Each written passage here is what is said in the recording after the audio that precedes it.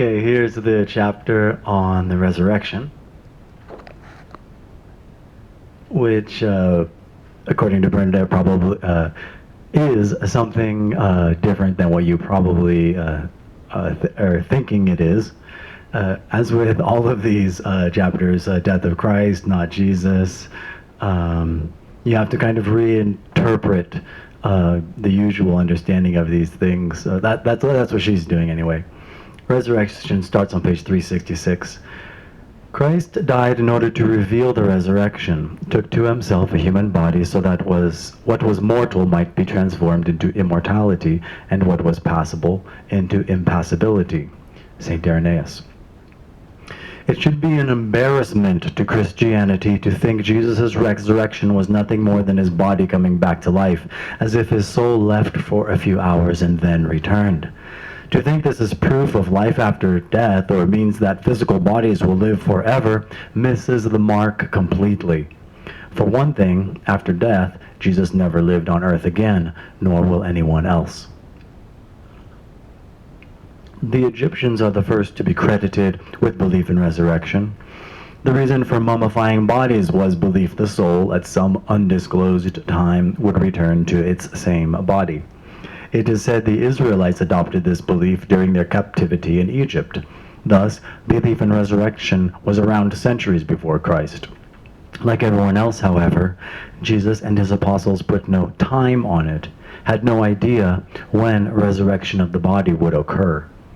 Like their peers, they may have assumed there was a waiting period after death, the Judaic understanding of Sheol, before some future event took place, a new earthly kingdom, the end of the world, I do not know what, at which time all would rise.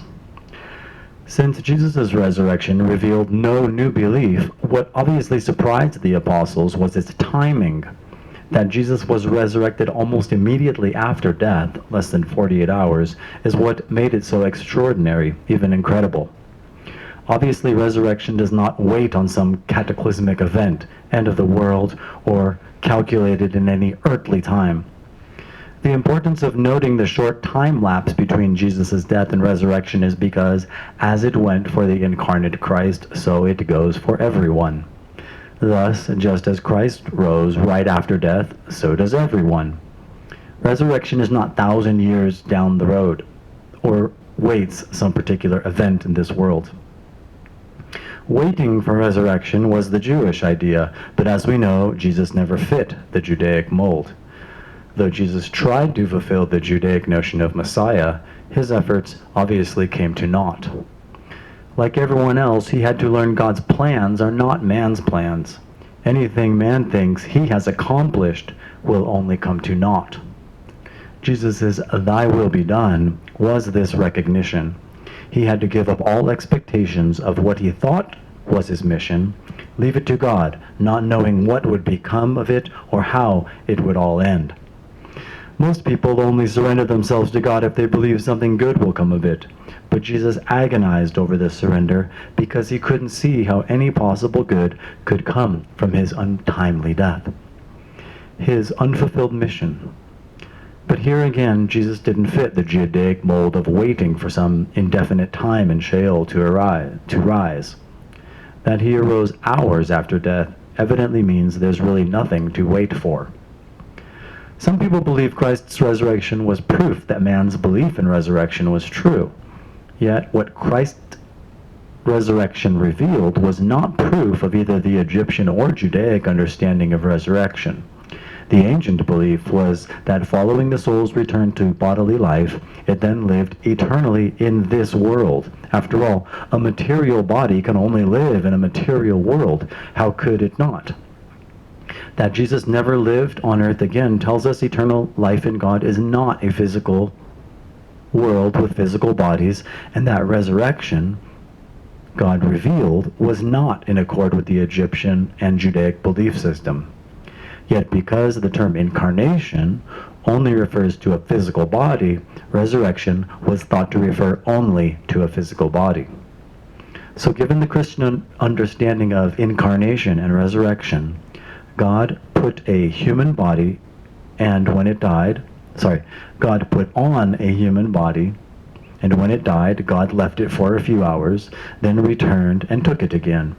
This scenario seems to be the common Christian belief of incarnation and resurrection.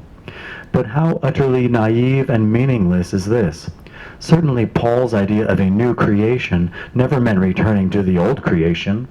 On the contrary, it meant a whole new beginning of life, a totally different life, not the one man knows on this earth or in his present earthly body.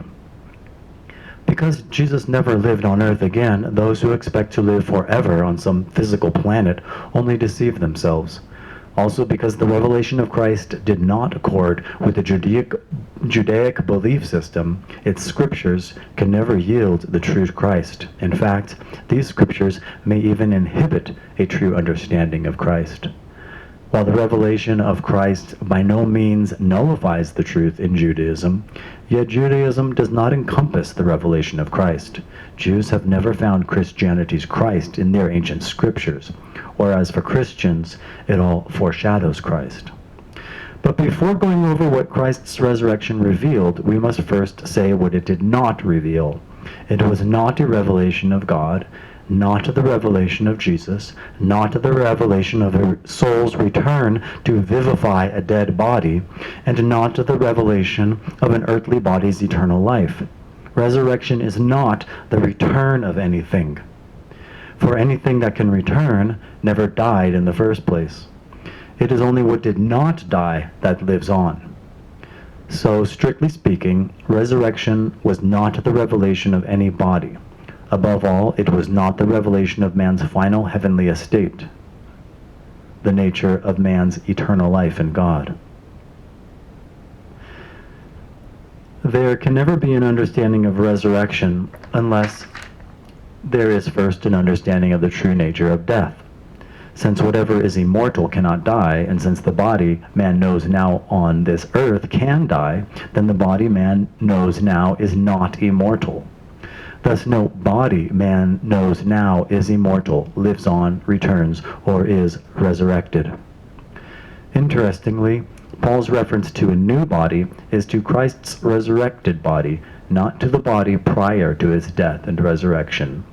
This new body belongs to no particular man, because it is solely Christ's one body, the same body everyone will have. So those who think their own particular body will rise have it wrong. No body arises, only Christ rises. As for the true nature of Christ's risen and ascended body, they need only look to the Eucharist. This is not just the risen Christ, but the body into which all men will be recreated, resurrected. This is every man's eternal body.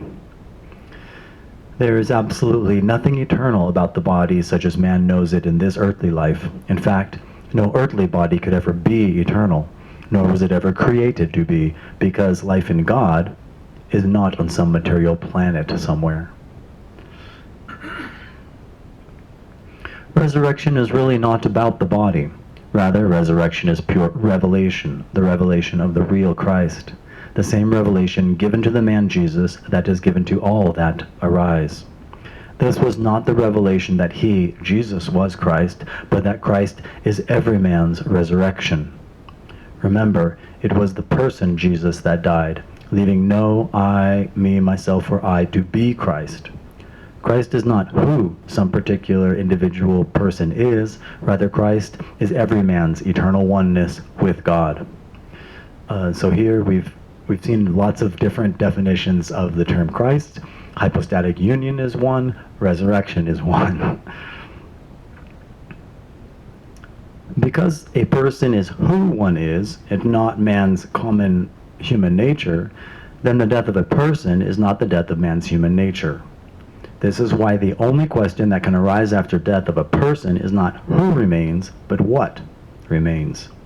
Another way to put the question, what is the true nature of what remains beyond any experience of bodily and spiritual life? Whatever it is certainly nothing man ever thought it was.